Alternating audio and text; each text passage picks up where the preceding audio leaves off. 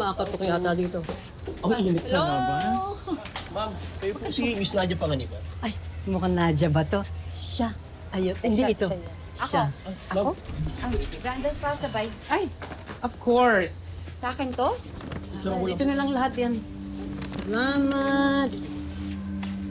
Ayan, iwan mo na lang dyan lahat.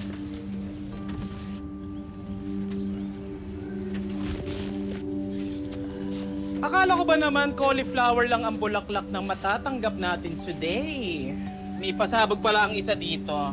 Ooh, ganda ah. Ang mas nakakaintrigang tanong, sino ang naglakas ng loob na palambutin ang puso ng nag-iisang Gabriela Sila? Maria Clara, medyo tayo sa history mahina.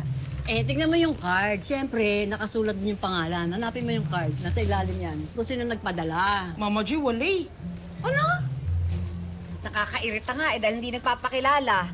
ay baka afa mo yan yung sa Australia. Wala akong afam. Mama Tayman, si Mama G, Ikaw kaya ang patayin Ka dyan. ko. Migil ka dyan. nagbibiro lang. Sino kaya nagpadala niyan? Hindi kaya galing yan sa anak mo. Boring. Ay, pero pwede.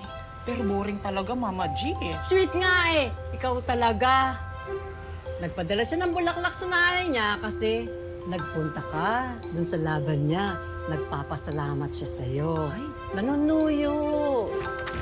Feeling ko na hindi eh. Ano kaya to galing? Kanino? OMG!